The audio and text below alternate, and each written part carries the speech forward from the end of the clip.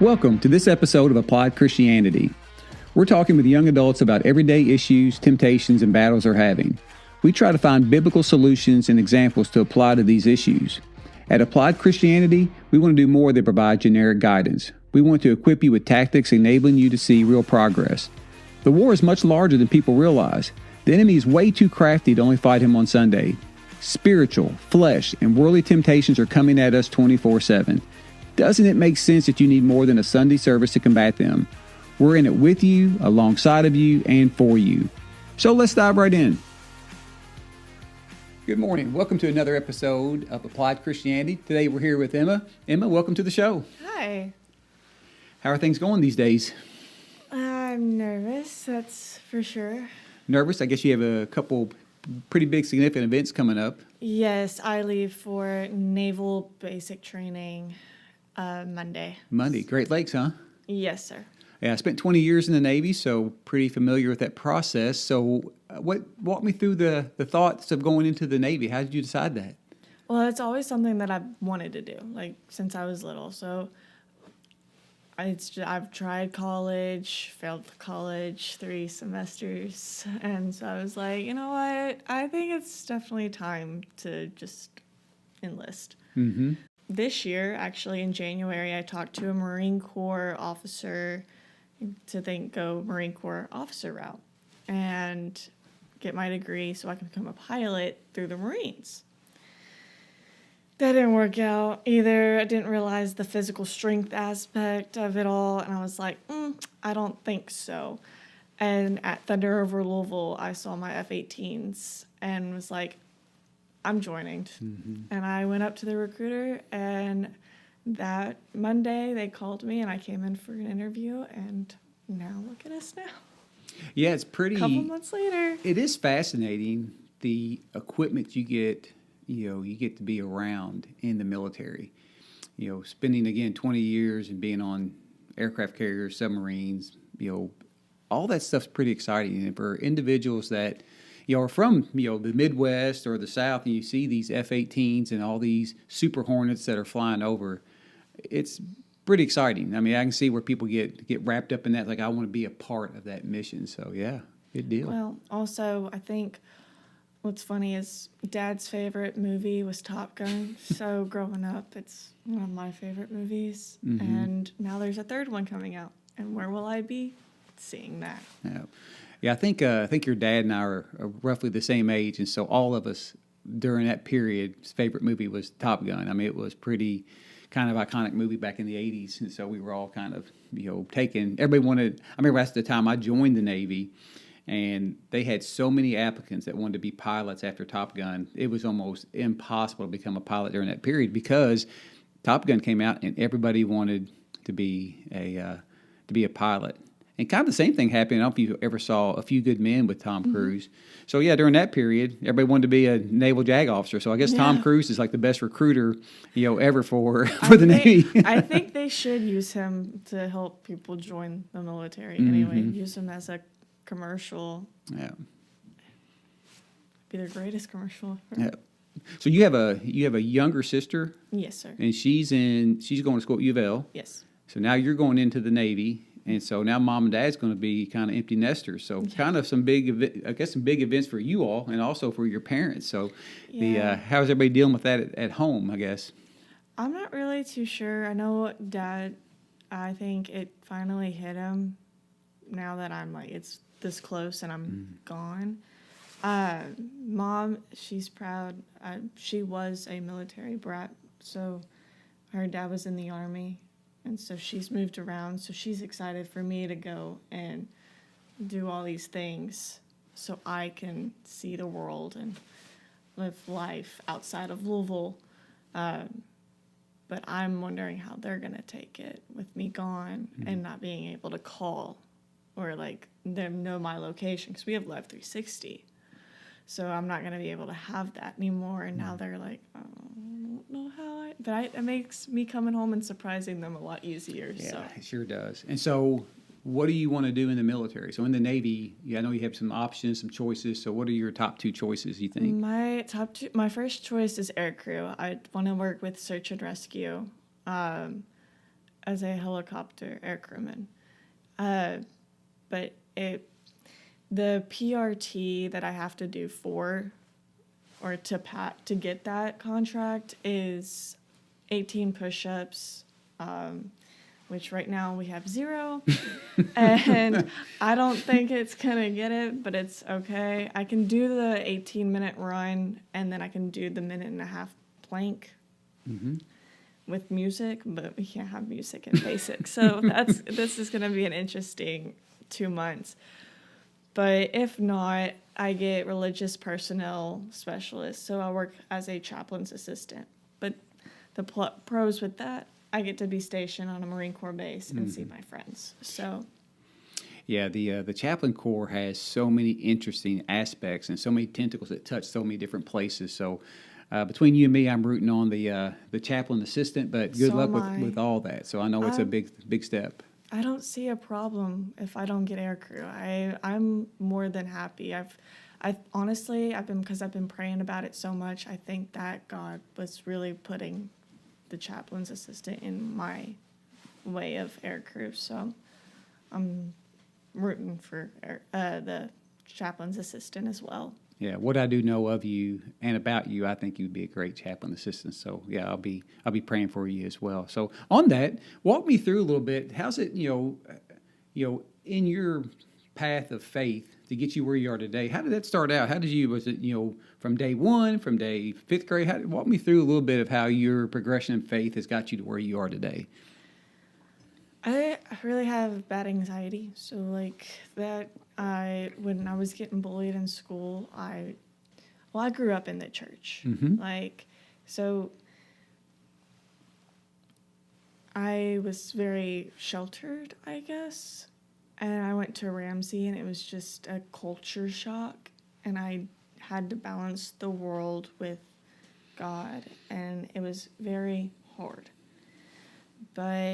and then getting bullied on top of that for being Christian and reading my Bible in school, that was like, oh my gosh, what are you doing? You're not allowed to do that.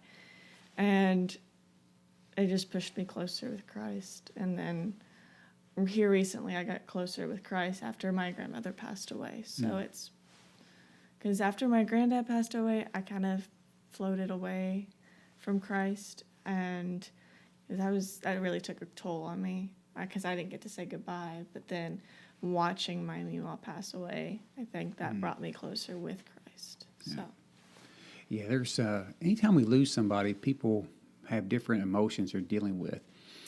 I don't know how people do it without faith. Right. It would be the most difficult thing to lose a loved one that without faith. And so so bringing you closer, that's a really good thing. Mm-hmm. So where are you right now? Are you a member of, a certain church? Are you involved in anything for your age group, kind of things that are going on? So I like to say that I have dual citizenship at church. I go to North Point, but I also go to Okolona Church of Christ. Okay. I grew up at Okolona Church of Christ, so it's really just hard to leave that church because that's where a lot of my family is. Or people I consider family, but now I've made new family members at North Point, so I was like, I'll just have dual citizenship. Nothing wrong with that at all, yeah. Because I love lessons from both churches, and you can never have too much of lessons of Christ.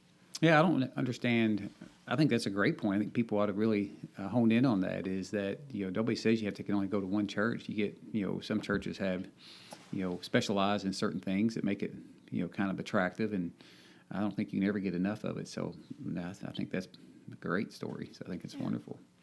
You had mentioned before that one of the things that you're struggling with is anxiety. Yes. And it is amazing when if you just type in anxiety, you see that I think a big percentage of our population, especially the younger population, are having significant struggles every day with anxiety, sleep disorders, high blood pressure, just all these things where they're almost, nervous or just, not sure what's happening and, kind of how do I live my day-to-day life on firm footing, and it's causing just so much anxiety with them that it's a big issue in our country. It really is. I have really bad anxiety even just thinking about going on the plane to basic, and I shouldn't because I had to pass a psych evaluation saying that I am fine and I don't have anxiety because that's a big no-no with the military. But just through basic, and then afterwards I can see somebody. And that's what I will do is I'll seek counseling through the Navy while I'm in. But because when I saw somebody, it really did help. I was seeing a Christian counselor, and it really helped, like, tone down a lot of anxiety thoughts. But I still do get the panic attacks every so often, and just in high stress situations. Have you ever heard of Bob Russell? No. Bob Russell, to me, I've never been at a church and remember when he was the preacher, but I've listened to him numerous times. My birthday present, Sherry got me all of his sermons. I just love listening to him. He's just I think he just gives a great message. He actually started Southeast. He was the preacher that started Southeast Christian Church. Oh, okay.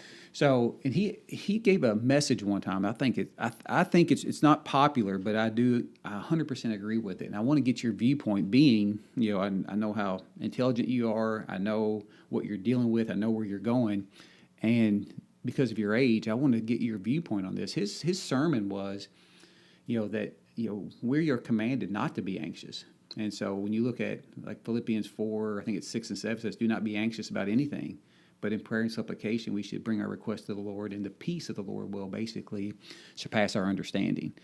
And so his comment is that our faith, as it grows, we should be less anxious, and it's actually a sin for us to be anxious all the time. So what are your thoughts on that? From just, I know this is kind of threw this out at you, but what are your thoughts on that?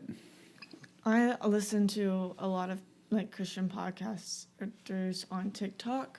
And one of them was talking about this, and I agree with him. He said that if, like, yes, I think that being anxious is a sin, or I guess, but if you are really tight with your relationship with God, the devil's going to attack you more. You are going to be more anxious and more anxious. You can't be less anxious, because if you're less anxious, the devil has you in his grip. You're not worried about anything, or you are. Like, it can be either or.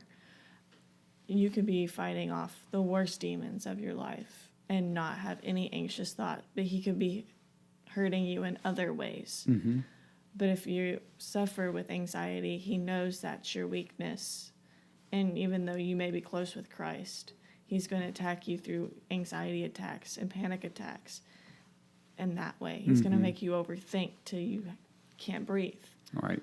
And I'm like, it put it in a real perspective for me.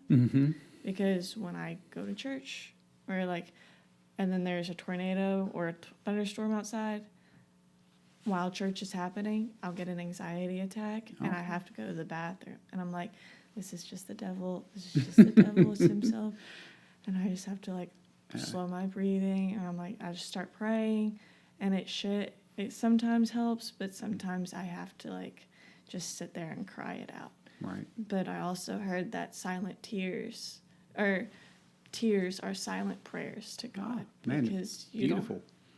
And that's why when I have anxiety attacks, I'll go for a drive and I'll cry, because I don't have a really good way with words, and I'm a very emotional or empathetic person. So if I cry, I feel like God can hear me through my tears. Oh, okay. Yeah, absolutely. I agree with that.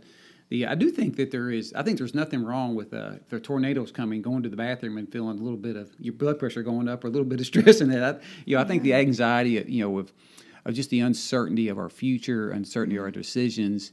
And, the one thing you said that I think I want to emphasize on our show is, I think too many people are relying on secular counselors for these anxiety issues. And I'm not saying all of them, but there's a great majority that don't need to be medicated and just need, more faith versus going to a secular counselor and saying, hey, we can put you on this drug, and this drug, and just to basically hide or mask why we're anxious. Where I think God tells us why you're anxious, and so our goal is to listen to Him and follow His guidance. And I think that's what I love hearing you say. It's like I'm here talking to a Christian counselor. We're looking at our faith. We're looking at these things here versus, oh yeah, the secular world is telling me these things. So I'm gonna follow the secular world. I was going to a secular counselor before. I think this was about 2-3 years ago, and she had me on like 6 different medications. Yeah. I was completely numb, felt nothing. I was losing weight because I had lost my appetite. The only thing that helped was one, I can't remember. I called them water pills because they were hydroxyzines or something. But they did help with lowering panic attacks, but not enough to. Oh. It was like a 5-minute thing, and then they were back up. So it was.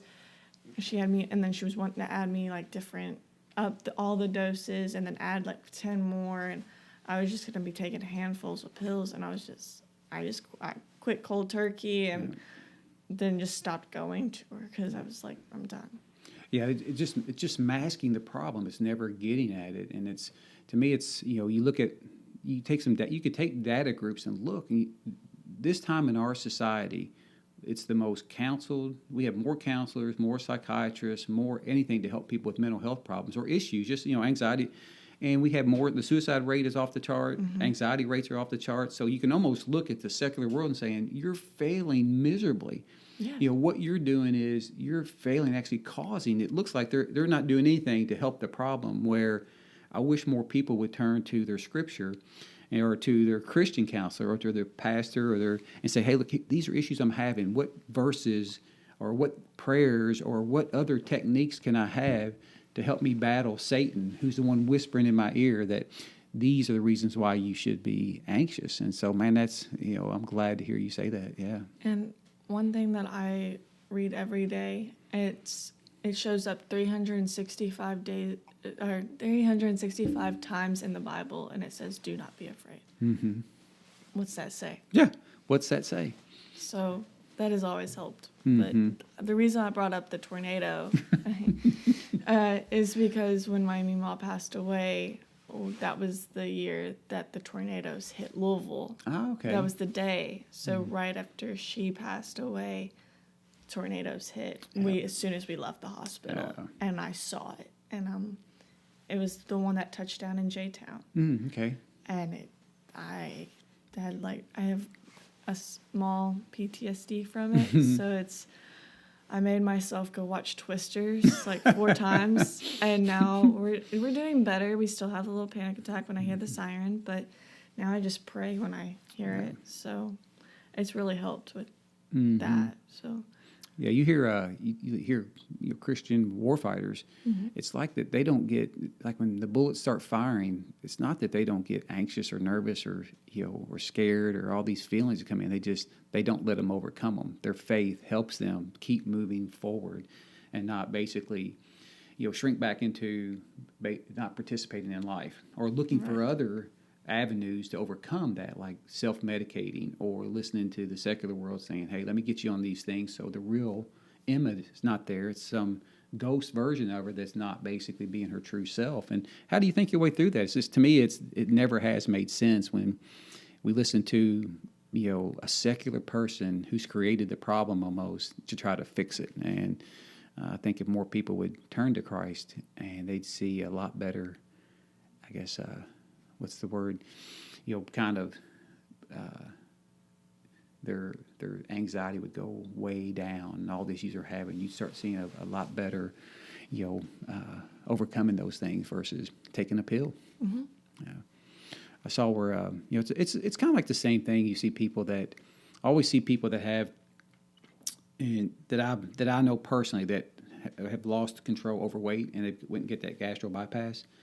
Well, not most of them, everyone I know within 6 or 7 years, they're back to the same weight. They never did anything to change the problem that got them into that situation. And so when we have issues or temptations or things we're dealing with, we can't mask it with a drug or with something that the world tells us. It's like, how do we dig into this and basically fix the root problem? And like you said, getting into Scripture, your churches, listen to the message. I mean, that's a great way. Just building your faith up. And finding Christian friends who will help you and support you no matter what. Oh, gosh, you are basically hitting the nail on the head. If one thing I could love to tell our audience is, I've heard it so many times when I was a kid and I ignored it, and Emma just basically said it perfectly. I mean, every expert will tell you, you show me your friends and I'll show you your future. Mm-hmm. And I've noticed such a huge difference over the last 2 to 3 years. My circle of friends have changed and my whole life has changed. And you're exactly right, Emma. Man, it's a great point. Great point. Please expand on that. So, you've got some pretty good friends right now? I have some great friends through church and everything, but also just because we don't see each other, we're all long distance, so we just try to text each other, hey, I'm praying about you, kind of thing. Mm-hmm. I just found out one of my best friends, she's pregnant. Oh, okay. So I'm really proud. She's been praying about it. She's been going through a lot of issues, I guess. Mm-hmm. And so she finally was eligible to get pregnant, and so I'm very proud of her for that. But all that, I don't even know where I was going with that. Yeah. Well, I lost my train of thought. Yeah. Well, I'll finish a thought for you that made me think of something. Was that I always have, because I think sometimes I have more issues than most, so I have to have more memory verses than most because of the temptations I have coming at me. But one of them is, I think, was it Matthew 26:41? Did I say every? No, it's not. I'm sorry. 1 Corinthians 15:33. Do not be deceived. Evil company will corrupt good behavior. Because I have to remind myself that the people I surround myself with have impact on my life and my decisions, the way I talk, the way I think, and that paradigm comes from the people I surround myself with. So every morning I remind myself is, who are you going to let influence, Gary Morris in the path I want to come? And I think one of the biggest things I can look in my life and say, when I'm surrounding myself with like-minded, really Christian adults who care about you, it's the biggest impact you have, other than what my belief is that the Holy Spirit's got you doing that. But that's my best friend. But yeah, the ones here on earth, that's the one you see that impact pretty significantly. Well, I think a lot of my friends. So I have a big group of friends in the military, whether it's Air Force, Army, Marine Corps.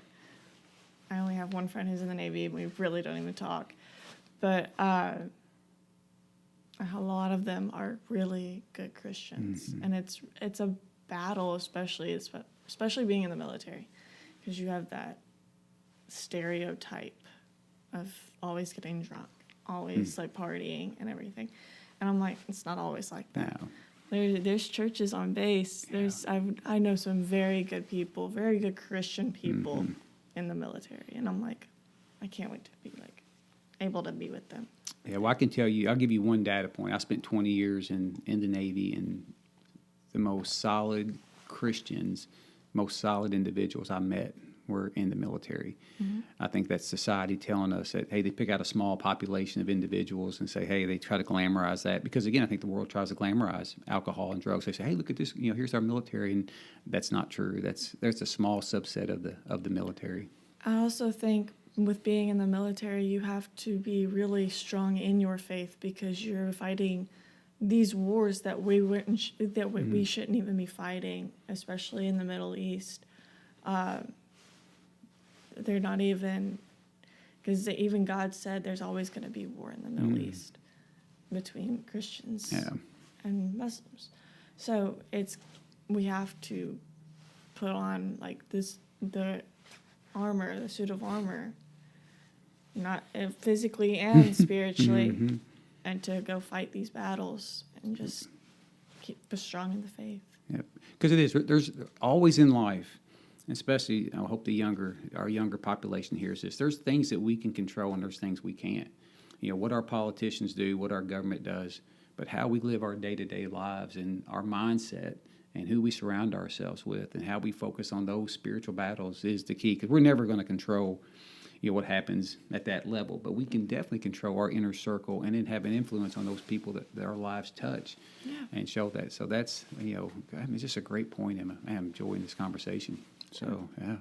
So the anything that you would, if you had a chance, is your sister younger? Yes. Okay, so if you had a chance, so the older sister Emma and your younger sister's like 15 or 16, what kind of advice, if you go back and give her advice at 15 or 16, what would you say to someone? I know that how much you love love your little sister. So if you had one piece of advice to give her at 15 years, Life is gonna hit you yeah, like a rock or a train, but just be strong with your faith. mm-hmm.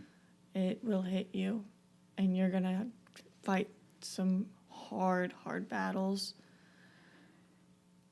in the secular world and spiritual world, but just pray every day. Mm-hmm. Just find that group of friends.